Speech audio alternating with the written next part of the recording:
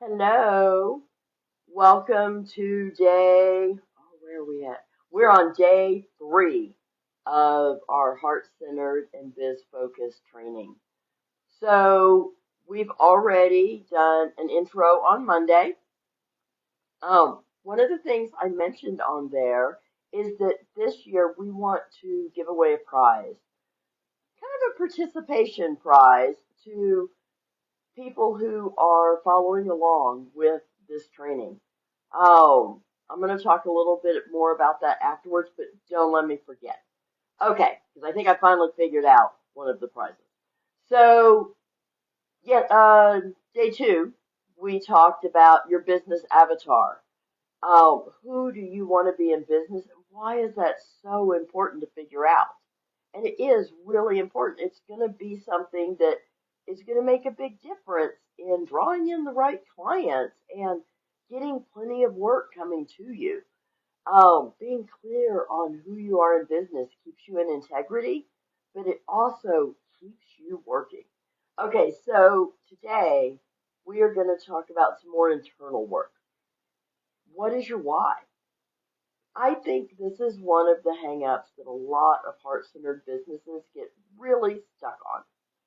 It's really easy to fall into feeling selfish if your why shifts from being external to internal. So I ask a lot of people, why do you do this heart-centered business? And what I get is, I want to serve people.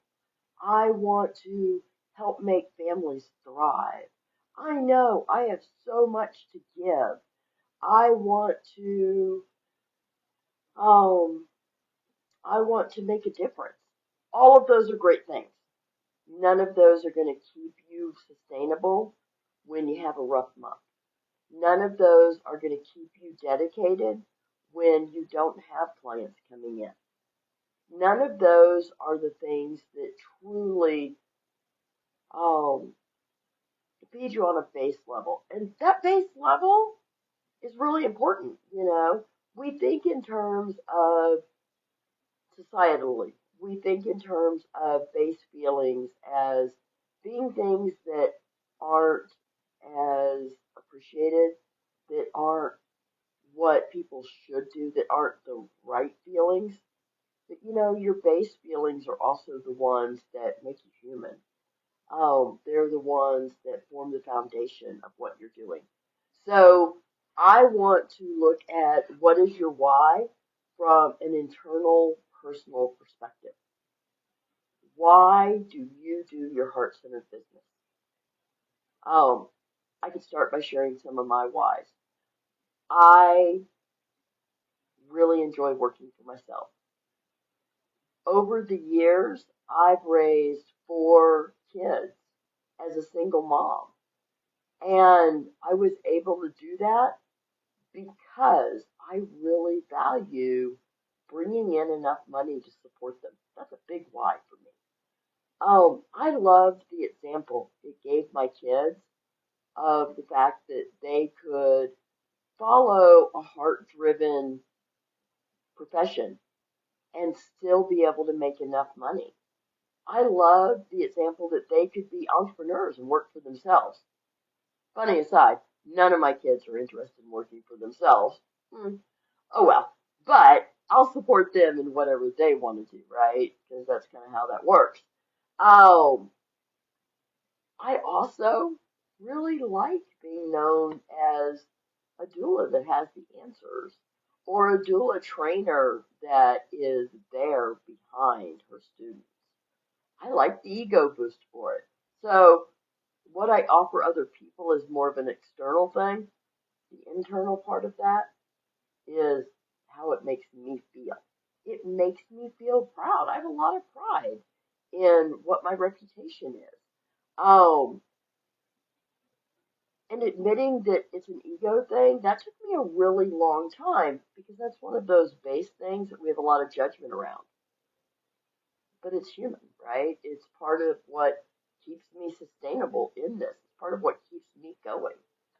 So when you look at what are your whys, what kind of things come up for you?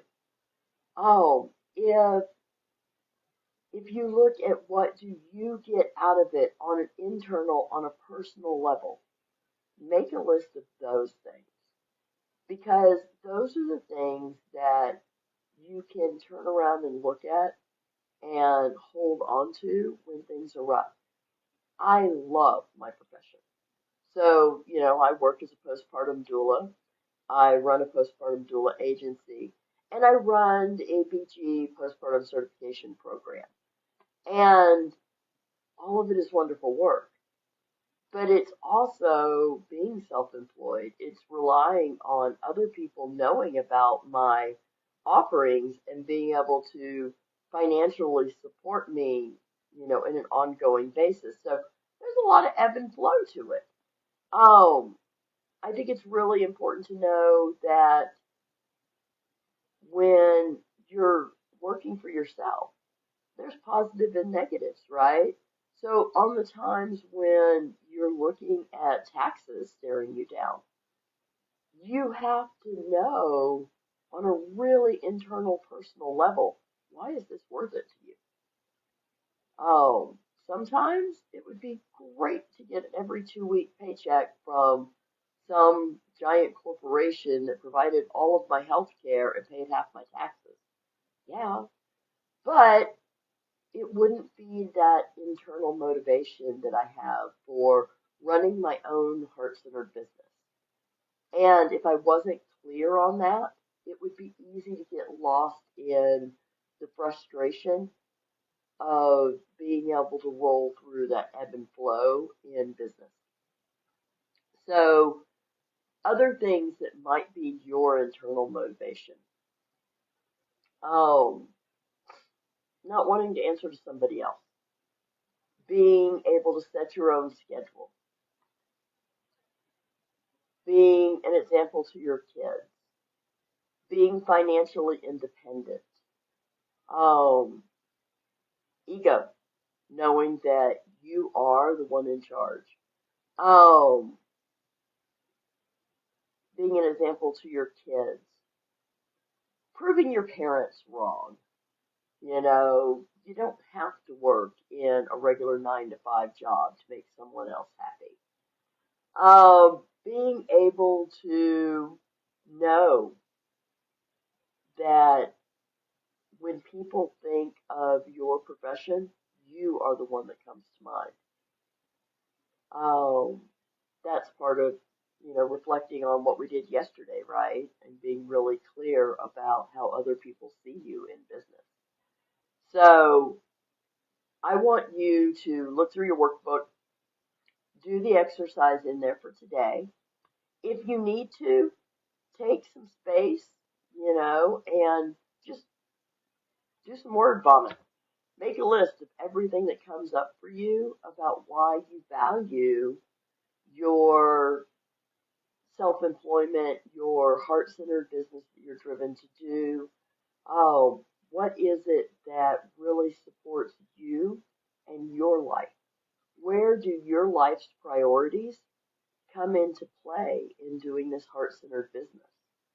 Because that's what keeps you going in the rough times. All right, so let's get back to what I want to give you. I have realized that when I do this training, the people who go through it get a lot of value. It's a great platform for people who might be interested in taking my postpartum doula training to be able to see how I approach things, how I teach, what my mindset is, and whether or not it feels like we're a good fit for each other. Hold on just a second, Kimberly. Oh, so so to do that, I need lots of eyes. And I would love to share this training with more people during this next week or two. So if you know somebody who will benefit from this training, invite them today to join the group and then send me a DM letting me know who you invited. If they sign up for both the mailing list and the Facebook group, then I have a prize that I'd like to put you in the pool for. So even though we're on day 3, we could totally catch them up. because everything lives in the group and because we have ongoing emails going out, and all of that will be available through the end of next week. I'm going to keep track of the names of people who invited other people to join. And at the end of this training, at the end of next week, I will be giving out a $50 gift card to the business of your choice, as long as I can purchase it online. Oh, I'm going to pick one person out of my list of names. And if one person is really a standout for inviting a lot of people, I'll go with that. Otherwise, I'll just randomly pick one person. And you'll get to choose where you want a gift card from. And that'll be one of our gifts that we're doing for participation in the next week. So help me grow this group. Okay, let's share it with other people who you think will benefit. All right. Kimberly has a question. Says, when you create this list, can it be something you're working towards? So, yes and no. Oh, is it what you're working towards internally, or is it based in external? That's where I want to kind of make the defining thing be. Oh, are you working towards offering a program because you're going to benefit blah, blah, blah, blah, blah? That doesn't really count on your internal motivation list. Are you working towards being fully self-employed, being the creator of a program that you feel really proud of? Are you working towards an income level that gives you pride? Are you working towards feeling self-sustaining? Are you working towards um, being in control of your own life? Those things, yes, that counts in your list.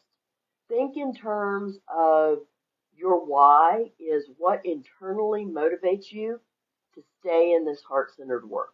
That's the list you want to work on. And for example, I would like to get to the point of having more time with my son, but right now I'm involved in every aspect, so I have a little time with him. Absolutely. Your goal of wanting more time with your kids is one of your internal motivations. I often say that I don't do anything I don't want to do unless I see it as a clear step towards what I want. So you may not want to have hands-on control in your business that takes time away from your kid, but it may be worth it to you because you have that internal motivation of creating a business that allows you to spend time with your child. Does that make sense, Kimberly? Oh, it's getting clarity on those internal motivations. And sometimes it's not what you're doing right now. It's what you're working towards. And that's valid. Oh, part of the reason why I really encourage you to sit down and just kind of free flow what your internal motivations are is because it's so easy to get tied up in this this image we have of caretaking jobs. Can you really run a heart-centered business and fully support others in a loving, caring way while making selfish decisions to charge enough money to pay all of your bills or only work at certain times so that you can set aside time for your family? Of course you can. And it's not selfish, it's self-care, and it's important for sustainability. But for some reason, we've been told that if you're doing a caregiving job, if you're supporting people through these vital times of needing support in their lives, that you're supposed to not look out for yourself. And that's just wrong. Don't get tied up in that. It is totally valid to set yourself as a priority. If you know that for your own health, you can only work a certain number of hours a week. You're not taking away from your clients by setting those boundaries. If you know that your kid emotionally needs you to be there to tuck them in at night or get them ready for school in the morning, deciding you're not working hours that interfere with that is self-sustaining. It's not selfish. If you know that you need to be able to make enough money and do it in a way that doesn't take so much time away from your family, you need to make enough money to support your family with your income. And you need to do it in a way that still allows you to be with your family. It is not selfish to charge a sustainable living wage. Oh, you're going to lose clients, and that's fine. I recently, in the last year, I raised my rate fairly significantly. And even though I do this periodically as a way of keeping myself sustainable, it was scary. It was scary because my first client that reached out to me after I raised my rates was a repeat client. I had raised my rates $20 since the last time I had worked with their family 2.5 years ago. And I was sure they were going to turn me away. And you know what? They didn't. They said, oh, well, yeah, everything's getting more expensive. We want you. Oh, they were the right fit. They were the right clients. I get other people who reach out to me and say, oh, Allison, you charge way more. That's out of our budget. And I say, absolutely, I understand. Let me, post in my groups to see if one of my students or graduates is a better fit for you. So I can still, be looked at as helpful and caregiving because I'm helping them find somebody without sacrificing my sustainability.